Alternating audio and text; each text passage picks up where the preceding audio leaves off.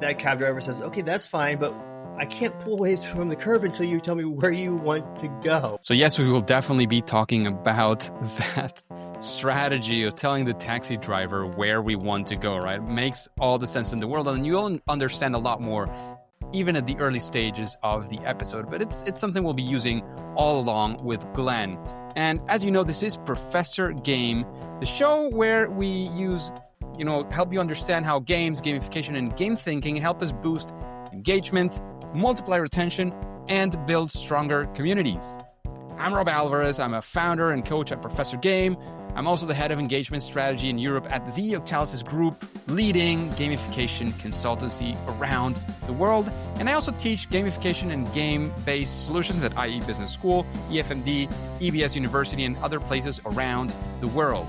And before we dive into today's conversation, if you're struggling with retention, churn, and engagement in your business and want to turn that around, we've got you covered. You can grab our free resources right now. Just go ahead and click on the links in the description. So engagers, welcome back to another episode of the Professor Game podcast. And we have Glen with us today. Glen, we do need to know, are you prepared to engage? I am ready to engage, yes. Let's do this. Glen Lubbert is the co-founder and CEO of Stamina Lab, a health tech company that helps people create lasting well-being, not through willpower hacks, habits, or fixing themselves, but by building on the inner resources and skills they already have. His company combines solution-focused health coaching, behavior science, and personalized data to improve energy, focus, and resilience without the usual shame or overwhelm. Is there anything we're missing from that intro that we should know, Glen? No, that's fantastic. That's fantastic. Yeah, I appreciate that. I was laughing about the usual shame. Yeah, totally.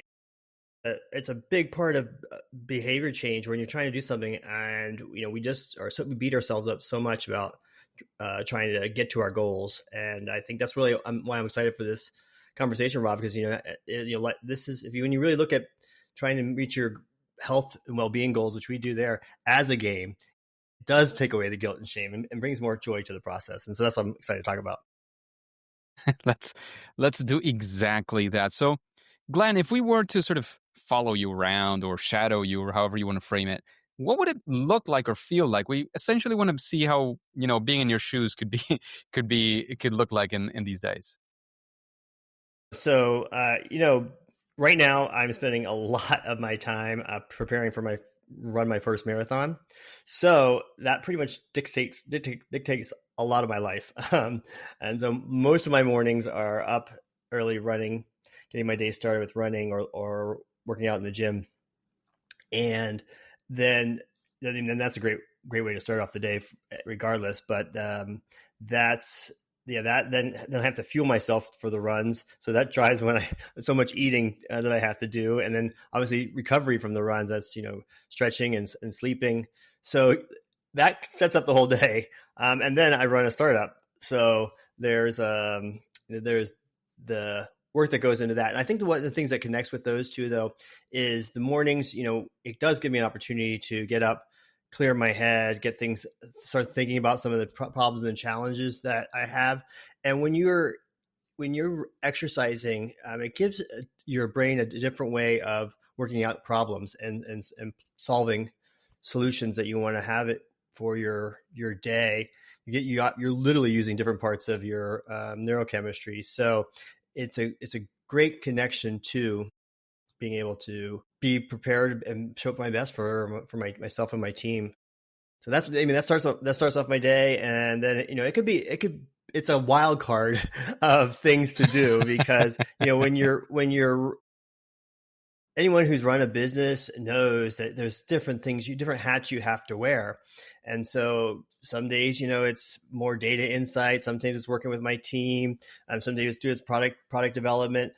My days that are my least favorite, but are ones that are so essential, are my finance days. And on some days they're everything in there. And some days I'm here up on a podcast talking to you and all your amazing listeners. Sounds amazing. So, Glen, we always like to dive straight in after, understanding you a little bit better and ask one of the difficult questions, so to speak, and it has to do with failure or a first attempt in learning, right? especially when it had to do with these, habit building, using the motivational psychology and all these things that we've discussed in your intro. Something you were trying to do and just didn't work out, at least in the, first or few attempts.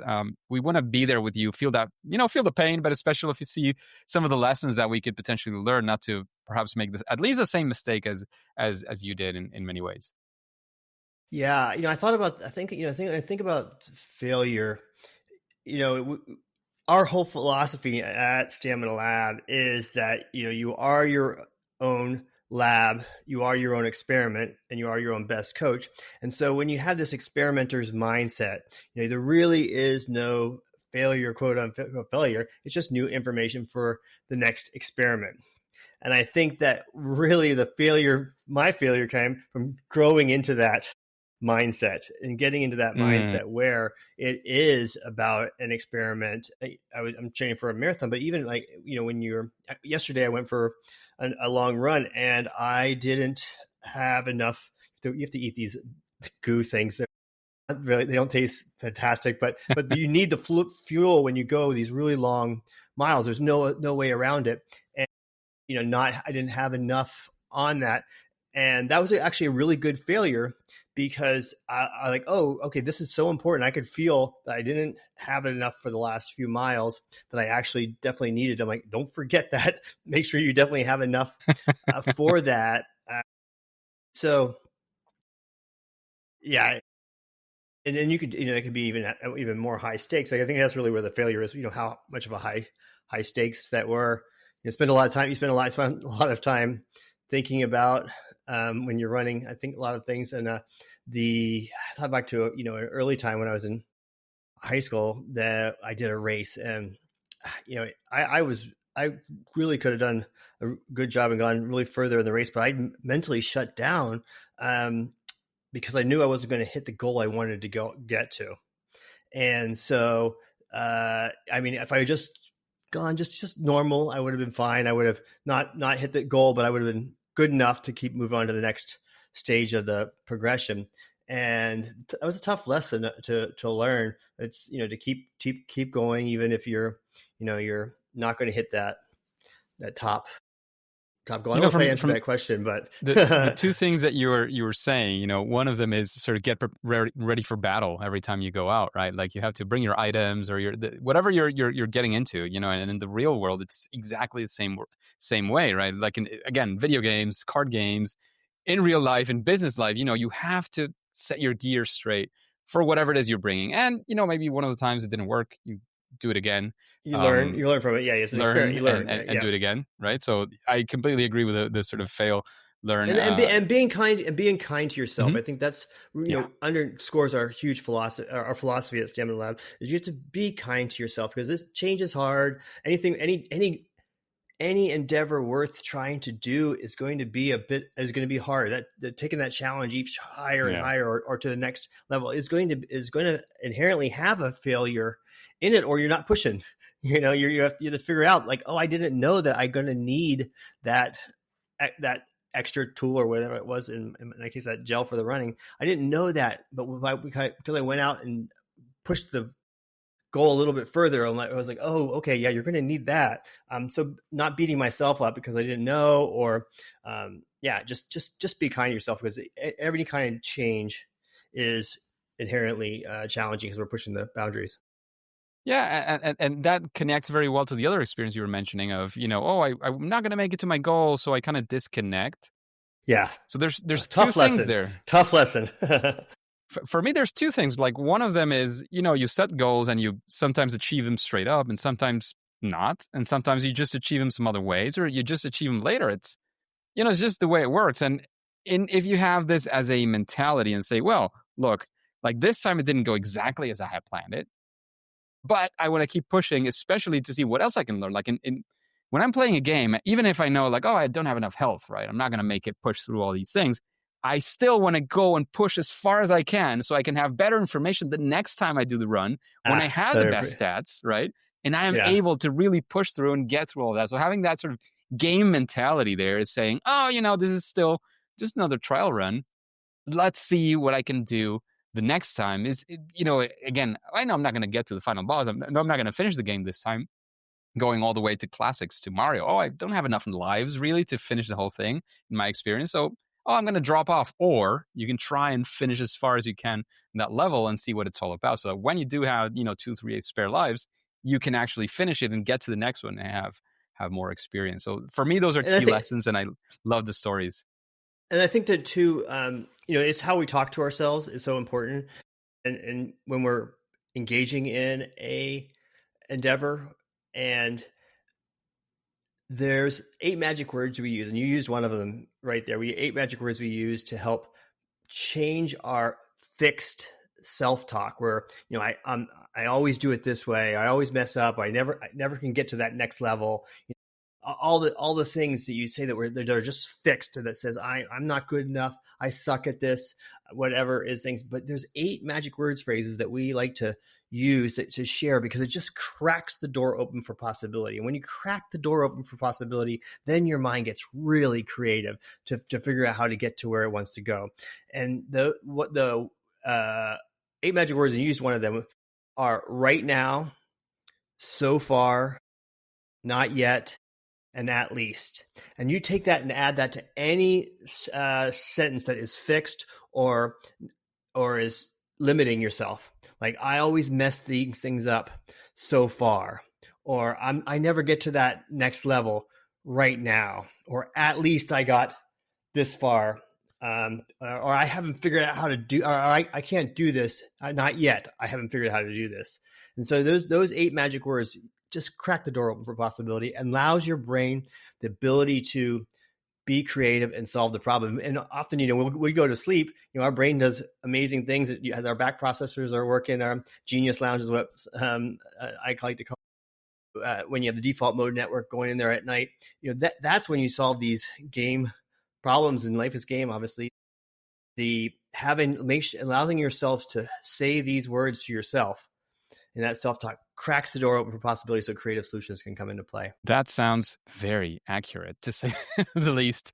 So, Glenn, of course, we talked about difficult times and those quote-unquote failures that then led to future success as well. How about this time we talk about the success side of things? Like, what does that look like when it actually does work out? With these motivational science and behavioral stuff that you do as well with your app and the regular work you guys are doing.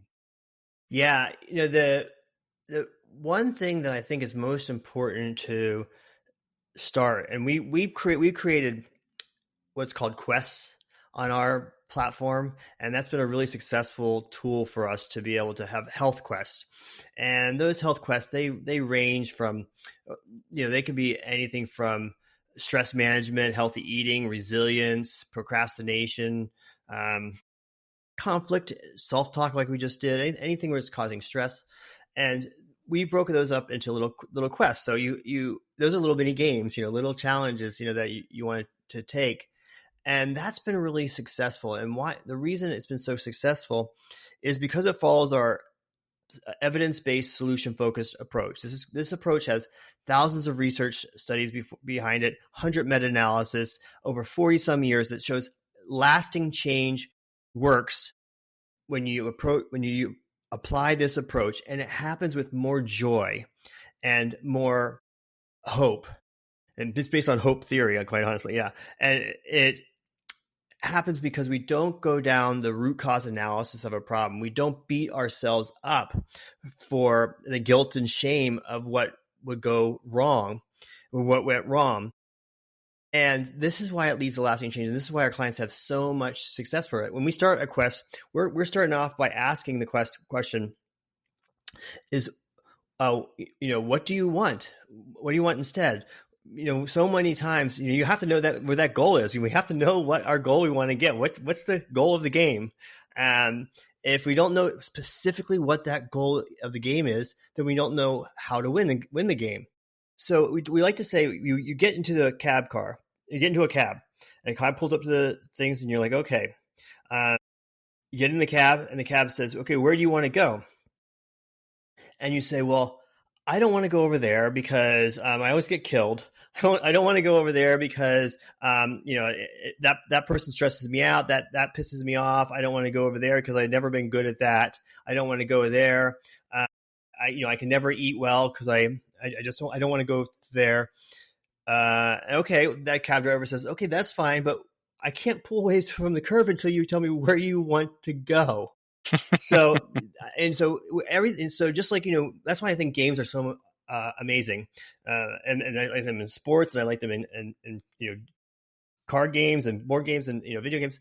Games are so great because and this is why running the marathon is so fantastic, because the goal is very specific: to run the 26.2 miles to the finish line. That just makes everything so clear. And so if we can apply that to life, and we apply it to our health, but you apply it to any part of your life, you need to tell the cab driver where you want to go in life. Because we see talking to somebody, they either beat themselves up or they complain about others because they're just, they're ruminating in this past problem, but because they're not telling the cab driver where to go. Our brain needs a destination. And so playing a game is great and that's why they're so fun and addicting, is because it gives us a destination. And that's what we can apply to our own lives, is that destination. Where do we want to go? And that's where the quests are that we do is the quests are, hey, we're going to help, with your stress management, healthy eating, that type of thing, procrastination. And so we know exactly where we want to go. And when people come start with us, they say, okay, well, not only where do you want to go, but the next question you want to ask yourself, okay, tell the cab driver where to go, but you also have to tell them what difference it's going to make for you. Because really great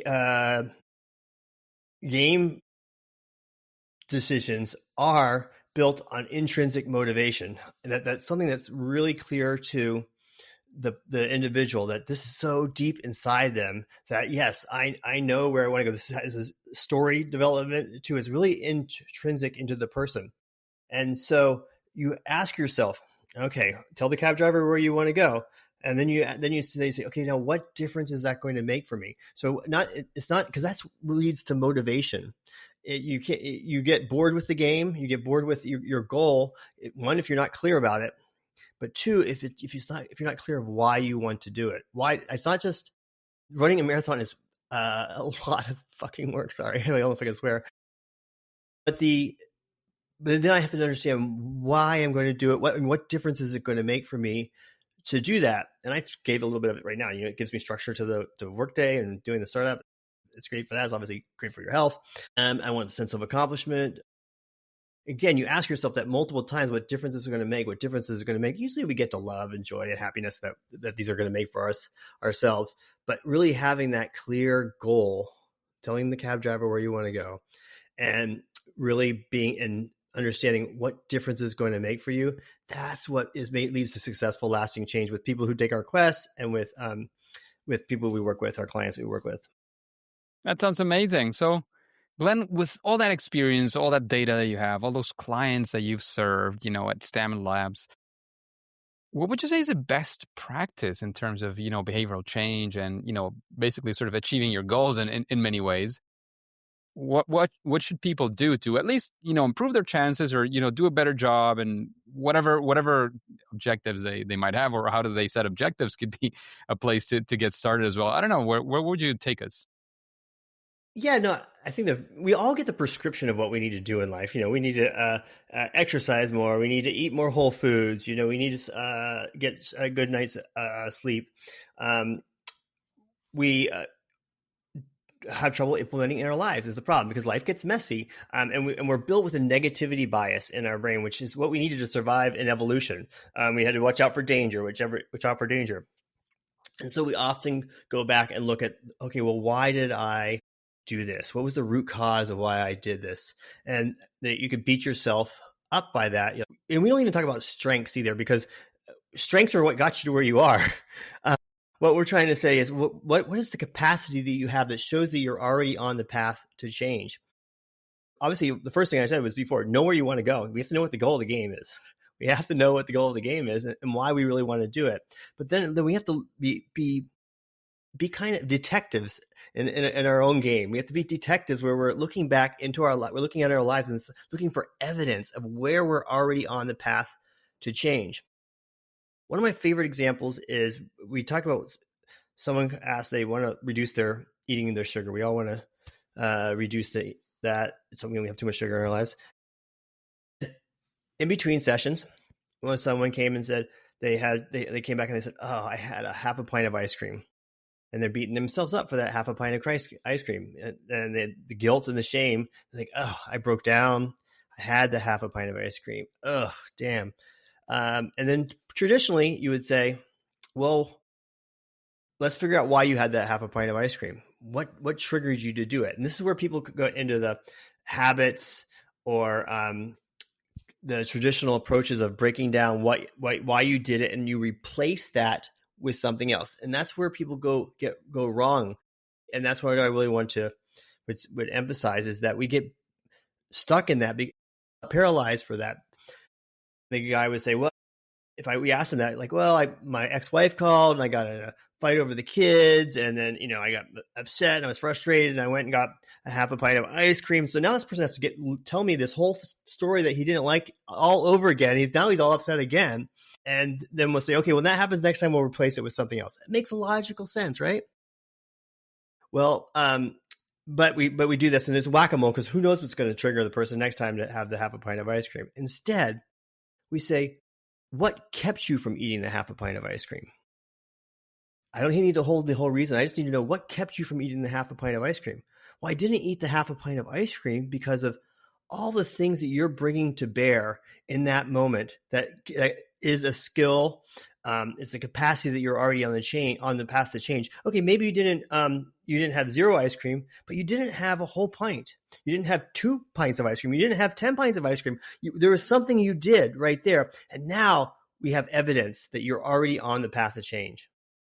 In fact, people that are listening to this podcast right now, this is evidence that they're on the path to change, because they're listening to learn how to learn more about behavioral science and how they can apply that. So that's evidence there that they're on the path to change. So that's what we're looking for. Is, where am I already on the path to change? It's not a zero-sum game.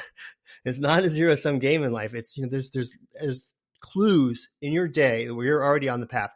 Understand what your goal is, why you want to get there, and then look for where you're already doing it, even in the smallest way. That sounds amazing. Thanks for that massive recommendation, Glenn. I think everybody will find it very, very useful to sort of push themselves forward in many ways. So, after hearing these questions and understanding a bit more, I know you heard a few episodes as well. Is there somebody that you would be curious to listen to their perspective on this podcast, a featured guest on Professor Game? Yeah, that's a great question. There is, I think that, honestly, I think my most, the person I think we find most interesting is my partner, Dr. Deborah Teplow. She is really an expert in this area, and she's been a competitive athlete to herself, and a PhD musician. And the unique way you apply this approach in those realms is really it's my mentor and someone I learn from all the time. And she would be, I think, a fantastic guest. Stanford PhD graduate. Glenn, keeping up with those recommendations, what would you say is a book that you would recommend people listening to this podcast? Something that maybe inspired you, or that you think that people should read to understand these things better. The one book that I really like is it's called Outlive. It's a science and art of longevity by Dr. Peter Attia. He was just recently featured on 60 Minutes. So if you want to just get a 60 Minutes clip version of it, but it really talks about he has a great metaphor about trying to help yourself with health, where our healthcare system was originally set up to it's really sick care. And he was in that business, and he would just be running around, and he had this dream where he kept trying to catch eggs falling from a building. And that's what he felt like was helping people. I'm like, okay, I got to catch that person. I got to catch them before they die. I got to keep that going on. And then one day he realized, wait a second, what if I go to the top of the building and see who's throwing the eggs down and stop him? And so it's really about, and the metaphor is about prevention and what you could do to prevent what he calls the 4 horsemen of death, which is diabetes, heart disease, dementia, and cancer. And diabetes underlines all three of the other ones. So it's a fantastic book. It really gives you the clear. You don't have to. There's all these supplements and all these other things you read here on podcasts, and getting this much sunlight and all these little things. Those are all like the 1% dials that you want to do. He goes into just the massive levers you can pull, and it's kind of, if you're gonna play a game, do I want to go and just go get those one little things over there to points, or do I want to get the massive points over here? Sounds like an amazing guest. I think I've heard him on another podcast, and I've heard of him many times. It sounds amazing, all the stuff that he's done, and an amazing book to read as well. That's his latest book. Am I right? Yeah, it's the only book he's written, it's the only one. And I really like it because, again, it doesn't try to get you to buy supplements or try to do this, put a stick of butter in your coffee, or any of these crazy fringe ideas that they might turn the knob just a little bit. For 98% of us, all we need to do is, unless we're a super professional athlete, we just need to do some of the basics stuff. And he talks about why it's so important and how to do it. And then that's why I really like what, and it complements what we do too, because again, it gives you the prescription of what you do, but how do we enter it into our lives? Again, he'll help you give the goal, the direction of the cab. He'll help you give you a more of an intrinsic reason what difference is going to make for you in your life. And then like I said, look for evidence of where you're already on the path of doing it and do more of that. Sounds absolutely amazing. Glenn, and we get to the difficult question now. What would you say is your favorite game? Favorite game. Okay, so this is a good one. When I was a kid, and I just pulled it out. I just found it was my my Nintendo Game Boy was my favorite, one of my favorite toys. And playing Tetris on that was, I don't know the number of hours that I played that. And then, I just addicted. That was just so addicting because you get that immediate feedback loop and you're solving a puzzle constantly in there. In my later years here, the one I really like, there's a card game I really like. It's called the 5 Crowns. And it's basically the wild card changes every hand, all the way from the beginning of the card deck all the way through the kings, when the kings go wild, I guess. And so I like it for a lot of reasons. I like the pattern recognition that falls into it, and I like the wild card changes. So it's like life. Your life, the change happens every time. But mostly I like it because that it's something that my mom and my late father loved to play. We loved to play together. I think that's one of the most important things about games is when you can play it with others. Sounds amazing. You mentioned Tetris. I haven't played the 5 Crowns, so I'll look into that for sure. When you mentioned Tetris, I remember that I relatively recently found out that somebody finished Tetris. It sort of got stuck. It's the end. There's no more Tetris. I did see that too. my sense was that was impossible, because if you create the algorithm for it to just go faster, there's sort of no end. But apparently that's not the way it was built. And there was, decades later after being launched, there was an end game, a final end of the game, literally, where you defeat the final boss, and somebody actually made it that far. I'm sure I didn't make it, more than 5% of that road, but I admire the passion of this, anonymous, at least for me, gamer who managed to defeat Tetris in that very special place. Well, before that, but I think you alluded to something that's really like about games in which that game Tetris, and the same idea I thought it had, which is how you apply it to your health, the game of health and game of life, is that when you view Tetris, which as I did, was the point of the game was to keep trying to play the game, to keep it going. And I think that's really for the game of life and the game of your health. That's the goal of the game, is to keep it going. How do I keep it going? How do I keep playing the game? How do you keep it going? Absolutely. And we could keep going for hours, Glenn, but it is probably time we start wrapping up. So I don't know if you have any final words, any final advice, and of course, let us know where we can find out more about Stamina Labs and the work you guys do. Yeah, like I said, I think the big message here is that you are already on the path of becoming the person you want to be. And be clear about what you want, what your goal is, what you're trying to achieve. Tell the cab driver where to go, and understand what difference it's going to make for you. And finally, be kind to yourself. You're, like I said, the change is hard, and you're already on the path. Look for that evidence. And you can find more about what we do at staminalab.io. That's staminalab.io. You can learn more about our quest. We have links to our social media where we post tons of little clips and videos about this approach. So if you don't want to even sign up for something there's plenty out there that you can start to learn more about how to ask better questions to yourself. And that's really what the heart of solution focused approach is, to ask better questions to yourself. And if you want to have a free complimentary coaching session, you can sign up at staminalab.io. A lot of value packed in there. Thanks a lot for all of that. And Glenn, it was a pleasure having you on the Professor Game podcast. However, yeah, thank you. At least for now and for today, it is time to say that it's game over.